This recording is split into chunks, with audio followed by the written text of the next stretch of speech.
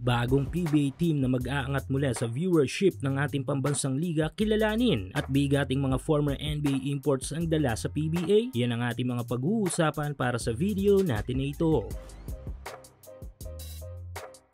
Hindi natin maitatanggi ang patuloy na development na larong basketball dito sa ating kontinente. Isa na yata ngayon ang Asia sa mga lahi sa mundo na nagpupush ng sports na basketball. At hindi nga lang sa mga iba't ibang mga national teams sa FIBA natin makikita ang pagtaas ng development ng basketball sa mga bansa sa Asia, kundi sa mismong mga local leagues ng mga ito. Yes, kabi-kabila na ang iba't ibang mga development ng mga local basketball leagues sa ilang mga Asian country. Tulad na lamang ng CBA ng China, B-League ng Japan, KBL ng Korea at T1 League ng Taiwan. In terms of rules, players at sa mga imports ay isa nga sa magandang estratehiya na ginawa ng mga ito ay kumuha ng maraming mga NBA caliber imports. Pero sad to say, ang kinukonsiderang oldest basketball league sa Asia na ating pambansang liga na PBA ay tila na pag-iiwanan na, kung saan ay umaabot na nga sa puntong nauubusan na tayo ng mga live audience sa mismong mga laban. At hindi lang isa kundi maraming mga factors kung bakit nangyayari mga ganito sa Philippine Basketball Association, na mga bagay na dapat bigyan ng solusyon ng PBA boards bago pa mahuli ang lahat. Pero in fairness sa PBA ay may ilang mga bagay na ginawa ng mga ito at the same time may ginagawa na upang muling dumugin ang liga tulad noon. Though marami pa rin dapat gawin at ipatupad pa ang PBA,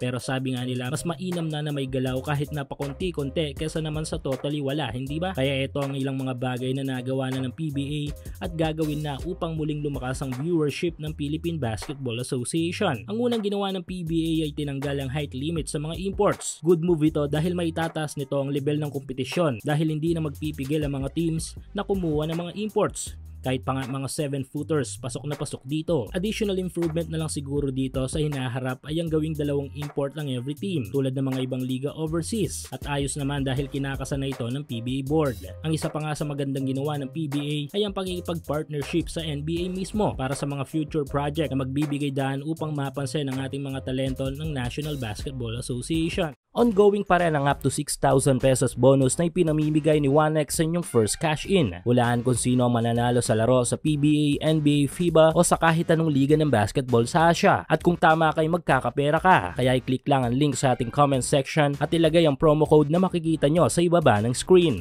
Ang additional na lang siguro dito ng PBA ay ang pagkakaroon ng mga match sa isa sa ating mga PBA teams sa NBA Summer League tulad ng ginagawa ng CBA ng China. Good move din ang ginagawa ng PBA ng pagpapalaro ng mga guest team from other leagues sa Asia dahil madadagdagan nito ang thrill ng bawat laro o buong conference. Isang way din ito para mas tumutok pa ang mga Pinoy sa mga laban dahil nga competitive tayo sa mga matches na involve ang ating nasyon. Dapat na lang siguro ditong gawin ng PBA ay magdagdag pa ng mga guest team mula naman sa B-League ng Japan o KBL ng Korea o di naman kaya ay sa NBL ng Australia na matagal nang gustong pumasok sa ating basketball scene. At ang huling league development na gagawin ng PBA na magpapatas ng viewership ng ating liga ay walang iba kundi ang pagtanggap ng mga bagong kupunan at pag-let go na ng mga teams na sa tingin ng liga ay ayaw na ng mga Pinoy PBA fans. Ayon sa isang kilalang sports journalist na nakabase sa Amerika na si Sir Homer Saison ay done deal na daw ang isang usapan upang maibenta sa isang ball club ang franchise ng isang team sa PBA. Ito nga yung team ng Terra Firma Jeep. Ayon sa post ni Sir Homer ay iti-take over na nga ng team ng Zamboanga Valientes ang rights ng Jeep sa PBA. Para sa karagdagang kalaman sa ilan nating mga kababayan ay hindi na po baguhan ng team ng Valientes dahil matagal-tagal na rin ang team na ito. Malawak na rin ang tangan na experience mula sa iba't ibang mga basketball league na kanilang sinalangan.